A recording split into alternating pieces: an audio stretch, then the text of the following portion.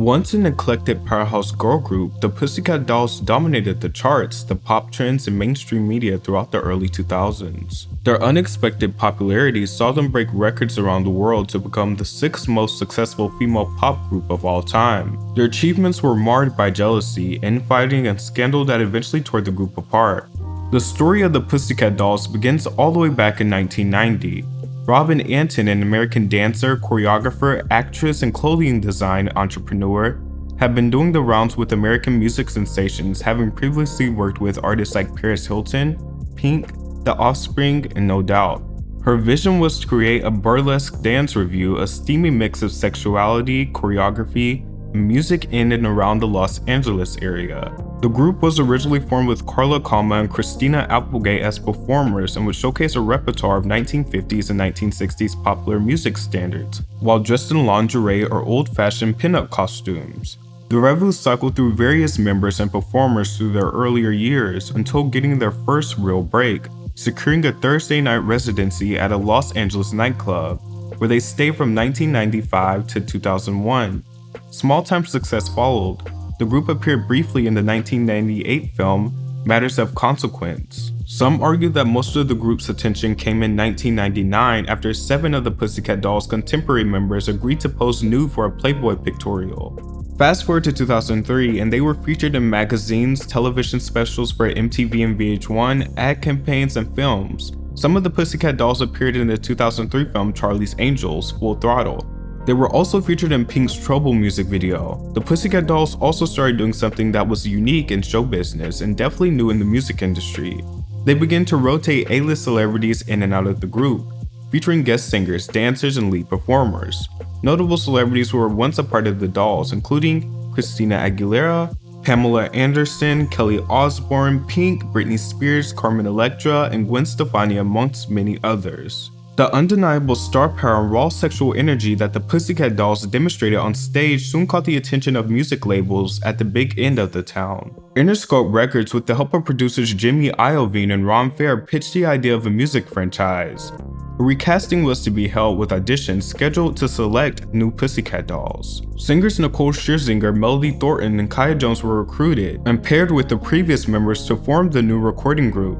The first recordings were commissioned for movie soundtracks, such as Shark Tale. Cracks, however, had begun to form within the group and some of its members, even in the early years. Kaya Jones left the group at the end of 2004, originally claiming she wanted to pursue a solo career. She has since claimed in a series of shocking and explosive tweets that the Pussycat Dolls was a front for a prostitution ring in which high-powered music executives abused the girls and paid them very little.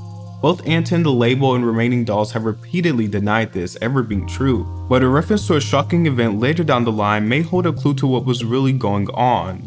Baden and Campbell left the group in January 2005, and while Kaya successfully transitioned into acting, Casey managed to start her own group with Carmen Electra and other original members of the Pussycat Dolls, called the Bombshell Babies. 2005 was a huge year for the still young Pussycat Dolls. Recording began on their debut album PCD, which was released in September 2005, and sold more than 3 million copies in the United States. The first single, Don't You, was a massive commercial success, topping the charts worldwide and reaching number 2 on the US Billboard Hot 100. While their second single, Stick With You, only peaked at number 5 on the Billboard Hot 100. Spurred on by the momentum of 2 successful single releases, the group became one of the top-selling artists in 2006. To date, PCD has sold over 9 million copies worldwide.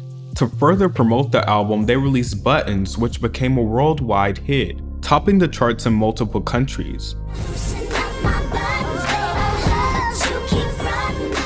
The success of the group's debut album brought them a wide array of spin-offs, including a CW reality series, The Pussycat Dolls Presents The Search for the Next Doll. The goal of the show was to add a 7th member to join the Pussycat Dolls. A winner was announced, however several months later, it was revealed the newest Pussycat Doll had actually quit the group. In mid-2007, the Pussycat Dolls went into a hiatus. It was during this time that lead singer Nicole Scherzinger had her first shot at launching a solo career. She released a slew of singles but failed to make any big impact. As a result, the release of Her Name Is Nicole was delayed, and eventually decided that it would be shelved. Other members of the Dolls were apparently unhappy with how the record label and executives preferenced Nicole in all avenues of the industry. Years later, a former member, Ashley Roberts, said, "Even in the group, I wasn't allowed to talk. We were told to be quiet. Only Nicole was allowed to talk. We were occasionally allowed to pitch in." Nicole did her best to stay composed amongst what seemed to be a strained relationship with the other group members, but also the knowledge that her solo attempts had largely failed. But the show must go on, as they say. And in 2008, the Pussycat Dolls, now down to 5 members, embarked on their domination and subsequent world tour. Singles like "When I Grow Up," "What You Think About That," "Out of This Club," and "I Hate This Part" were moderately received, but it wasn't until the cover of Ja Ho was released that the group received some decent attention. The single was controversial. In fact, the song was credited both the Pussycat Dolls and Nicole Scherzinger as featured artists, clearly elevating Scherzinger above her fellow dolls. This is despite Nicole both writing and recording the lead vocals like she did on many of the Pussycat Dolls songs. But it did nothing to quell the rumblings that the other dolls were merely window dressing for Nicole's solo act. With the success of Ja Ho, the Pussycat Dolls re-released the album Doll Domination to include the single and some newer material. The Doll Domination tour was a big success, grossing over $14 million in ticket sales. After the tour's conclusion, the group again went on hiatus, and by 2010 they had acknowledged that the group had fully disbanded. Attempts to rebrand around Nicole failed again in 2010, and by 2011, everyone had given up on ever seeing the Pussycat Dolls back again. So after a short-lived but intense career, the Pussycat Dolls faded away. What was the real reason the band broke up? Many of the former dolls were quick to blame the overemphasis on Nicole and her solo ambitions for encouraging the division amongst them. Others were just more ambitious than the group would allow. Critics were quick to point out that the group dynamic caused the rift. Entertainment Weekly took a major swipe at the group for their overemphasis of Nicole as the lead singer. They said, "There are two kinds of girl groups, those anchored by a superstar, the Supreme's Destiny Child, and those made up of charismatic personalities endowed with limited individual gifts, Spice Girls and TLC. The Pussycat Dolls are neither. They're a brand, not a band." This follow-up to 2005's multi-platinum PCD finds lead doll Nicole Scherzinger in the spotlight, and she's no Beyonce. As for the others, well, can you name them?